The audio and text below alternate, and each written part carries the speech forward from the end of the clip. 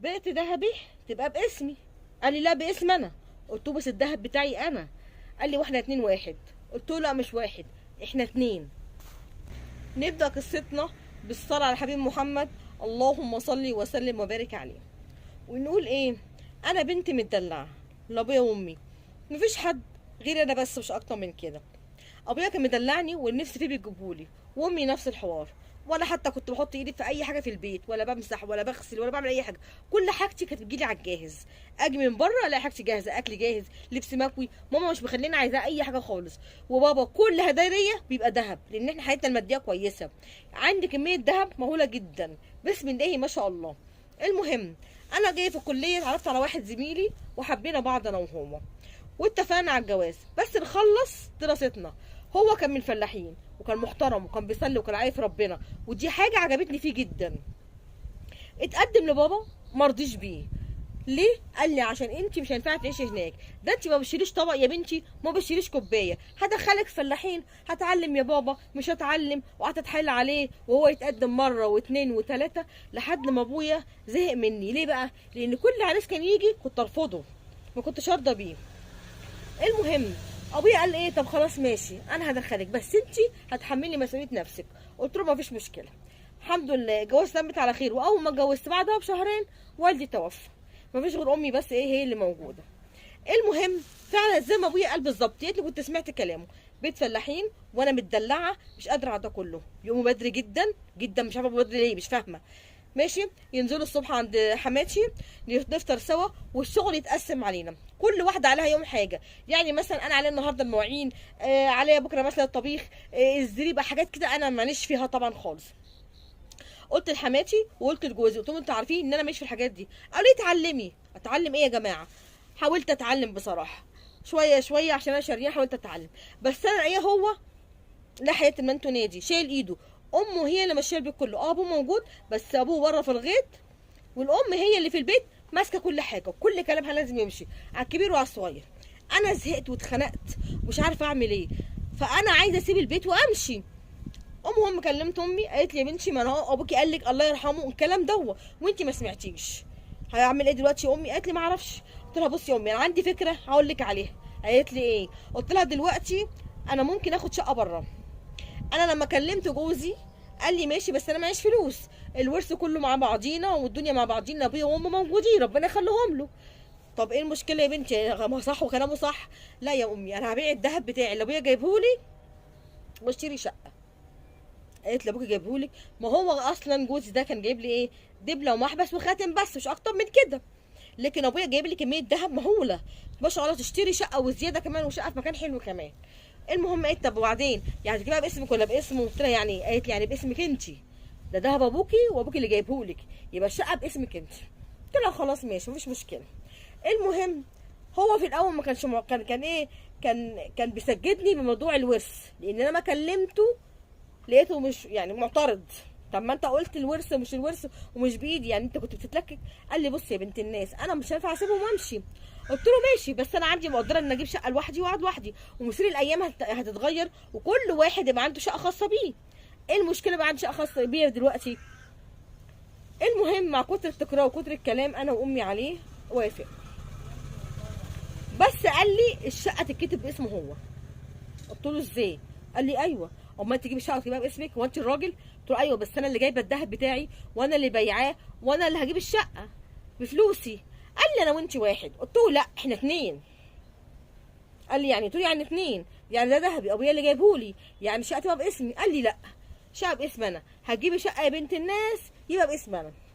بصراحه انا الكلام ما عجبنيش.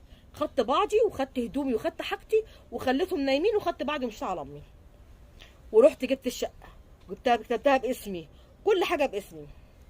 هو ما عجبوش الكلام ده طبعا، عمل مشكله كبيره، وهم عندهم ما رضيوش، وايه، وعشان ارجع تاني ليه الشقه تبقى باسمه. انا صممت على في دماغي، قلت له لا، مش هديها لك، انا مش هديها لك، دي حقي وحق ابويا وامي. قال لي خلاص، بقول لك ايه يا بنت الناس، خلاص خليها وعيشي معايا زي ما انت بيت اهلي. قلت له لا، وانا مش هستحمل العيشه دي، اقوم 6 الصبح وانزل عند حماتي تحت ويتقسم علينا، مره اخبز مره اكنس، وانا ماشي في الكلام ده كله. انا واحده متدلعه، وانت واخد واحده متدلعه، ما بتشيلش كوبايه الميه من الارض، وانت عارف كده، وافقت على كده. قال لي وانت كمان ما وافقتش عليا رغم ان انت عارفه ظروفي. قلت له لا ما اعرفش ظروفك، انت قلت لي بيت عيله ماشي، ما شرحتليش اللي بيحصل فيه. قال لي ليه، هو انت مش عارفه اللي بيحصل في الفلاحين؟ قلت له لا، اعرف منين؟ انا بشوف الافلام القديمه، ودي افلام القديمه، بس دلوقتي احنا في العصر الجديد، مفيش حاجه اسمها كده. وبعدين ايه نخبز وايه نعمل الجاموسه، انا ماليش في الكلام ده كله، انا ما بعرفش اعمله. ولما هقعد بعيد عنهم مش هبقى مسؤوله في وسطيهم ان انا من حاجه زي كده. المهم من هنا لهنا قال لي خلاص انا موافق، اكتبي الشقه في اسمي باسمي، وانا هرجع معاكي على الشقه هناك وهقعد معاكي فيها هناك. قلت له لا. قال لي يعني لا انا مش موافقه تيجي تعيش معايا فيها وهي باسمي انا. وايه المشكله، انت عايز تاخدها باسمك ليه؟ انت مصمم ليه؟ وبعدين لو كنت جبتها بفلوسك انا مش هتكلم، انا ماليش ان اقول لك لا خلاص هي كده كده انت جايبها بفلوسك، بس انا جايبها بالذهب اللي ابويا جايبه له الله يرحمه قبل ما يموت. من هنا لهنا الموضوع كبر، وقال لي خلاص مفيش رجوع. مفيش رجوع. قلت له مفيش رجوع؟ قال لي اه مفيش رجوع. قلت له خلاص مفيش مشكله، وصممت على في دماغي واتفقنا على كل حاجه. وايه بقى، قال هنطلق. هي الناس كلها مغلطاني، بيقولوا انت غلطانه، ايه المشكله في كتاب اسمه؟ قلت لهم لا، ما دام هو مصمم بالطريقه دي في حاجه مش طبيعيه. انت ليه مصمم انك تكتبها باسمك؟ وبعدين الناس هتعرف منين انها باسمك ولا باسمي؟ ما كانش حد هيعرف حاجه زي كده، الحاجه دي بيني وبينك، عشان تقول لي منظري ومش منظري قدامهم، وهقف في الشقه بتاعت مراتي ومش مراتي، ما حدش يعرف ان الشقه باسمك باسمي. يقول لي اصل انا قايل لهم ان انت خلاص كده. معلش يا جماعه اصل انا في الغيط ورايح جاي تيت تيت تيت وحاجات رايحه في الغيط وبس بصورها في الغيط. المهم صمم على الطلاق. خلاص مفيش مشاكل. بصوا بقى، مش عايز يديني حاجتي، يقول لي انت طالبه انت اللي عايز تمشي، مش عايز يديني يعني حاجات كتير قوي ليا عنده، وانا جايبه حاجات غاليه جدا بابا جايبها لي، مش عايز يديها لي. قلت له انا مش طالبه الطلاق، انت اللي عايز تطلق، يا اما كده يا اما كده. انا ما رضيتش باللي هو بيقوله، وصممت ان اخد حاجتي. وفعلا رحت المحامي وكلمته ووقفت وجبت حاجتي. لقيت بقى حاجتي ايه، مغيرها. مش دي اوضه نومي، مش ده الصالون بتاعي، مش دي تلاجتي، مش دي غسالتي، مش دي مش دي مش دي. رفضت استلم العفش وقلت لهم ده مش عفش. عملت له تبديد وهيتحبس فيها. حماتي بقى بتكلمني بتقول لي خلاص بقى اتنازلي ومش اتنازلي. قلت لها لا يجيب لي حاجتي. قالت لي ما دي حاجتي. لا مش حاجتي، يجيب لي حاجتي.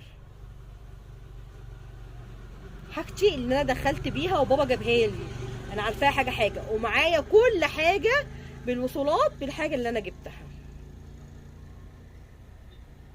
يا اما خليه ياخدها ويتحبس، وبرده انا مش هاخد الحاجه دي، حاجتي هتجيلي. وفعلا طبعا ابوه طبعا راجل طيب جدا، ما بيدخلش في حاجه بس اتدخل في الموضوع ده طبعا. وبعد كده ايه بس، وفعلا الحمد لله خدت حاجتي واداني مؤخري. صراحه ابوه ما رضاش بالكلام ده كله، وقال تاخد حاجتها انت اللي عايز تطلقها، والموضوع انتهى كده واتطلقت. كل يقول لي انت غلطانه.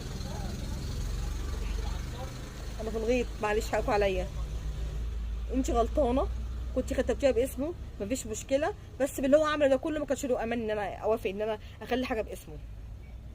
واتطلقت منه ماشي، وخدت كل حاجتي بتاعتي، خدتها، خدت مؤخري، خدت اللي هو نفقه المتعه بيسموها كده معرفش، وخدت كل حاجتي وصممت ان انا اخدها. وكان الموضوع كله عشان موضوع الشقه، موضوع اني بعت ذهبي. لو كنتش عملت كده كنت فضلت في اللي انا فيه، في الطاحونه اللي انا فيها، وفي ساكته وما بتكلمش، والله كان هيحصل معايا اكتر من كده. بس عسى ان تكرهوا واخلي لكم. ماما تقول لي يا بنتي كنت كتبتها باسم مفيش مشكله، انا عندي قلت لك الموضوع ده بس جيت خرب بيتك، انا مش هحب اخرب بيتك. قلت لها ما كده كده بيتي كانت هتخرب بالطريقه دي، بالعيشه اللي انا كنت عايشاها دي. قالت لي ما انت اللي اخترتيها، وابوكي قال لك بلاش، انت مش حمل كده. عشان كده بقول ان كل واحده شايفه نفسها مش هتعرف تعيش في المكان ده ما تروحش يا جماعه. حب، ما الحب هيتكرر وكل حاجه هتتكرر وهتكرهيه زي ما انا كرهته كده بعيشته بحياته وكل حاجه فيه. ناخد اللي يناسبنا، هو نصيب بتاع ربنا ما اعترضناش، بس دي برضو ايه، نشوف الاسباب ايه. مش جوازه والسلام.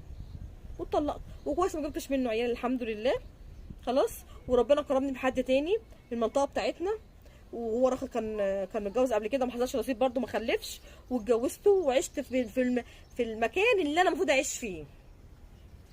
اتأقلمت مع حياتي فعلا. حياتي اختلفت كتير جدا، لان يعني ما اخترت المره دي، اخترت الشيء اللي يناسبني. واخترته بعقلي مش بقلبي. وفعلا الحمد لله الدنيا كويسه، وجبت ولد وبنت والدنيا كويسه جدا. القصه دي بقولها عشان الناس تاخد بالها، مش كل الحب الاولاني والحب الجامعه والحب مش عارفه ايه. لا يا جماعه، العقل وذنوبي برضو. القلب موجود بس لازم نوزن بالعقل. اسمعوا كلامي، صدقوني، العقل اهم حاجه. وتجربه انا عشتها واتعلمت منها. والشقه برضو لسه باسمي موجوده، بس انا اتجوزت في شقه جوزي دلوقتي وهو عارف ان الشقه باسمي، وقال لي دي بتاعتك انا ماليش دعوه بيها. والحمد لله الدنيا كويسه جدا، وماما بتجيلي واروح لماما، وجوزي موجود، وحماتي كويسه جدا جدا جدا، والحمد لله الدنيا كويسه. فدي حاجه بقولها لكل واحده، ما تختاري، ما حبي مفيش مشكله، بس يا ترى الحب ده لما تتجوزي هتقدري تعيشي في المكان ده، تأقلمي نفسك في المكان ده ولا لا، ولا هتندمي. وبتحصل كتير جدا على فكره الموضوع ده يا جماعه، بتحصل كتير جدا جدا. قلت لهم ما اعرفش، اتعلمي يا جماعه، تعالي ماليش في الكلام ده كله، اتعلمي. وكنت مجبوره ان انا اتعلم عشان انا اللي اخترت. طبعا بابا توفى، بس بابا كان معودني يعني اعتمد على نفسي، وقدرت اخلص نفسي، ومشيت في الموضوع بنفسي، ومحدش كان معايا غير سبحان الله رب العالمين. فدي قصتي اللي انا حبيت احكيها لاي حد يعرفها. يا جماعه اختاروا بالعقل، العقل كويس برضو. القلب حلو والحب جميل والدنيا جميله، بس احب اللي يناسبني.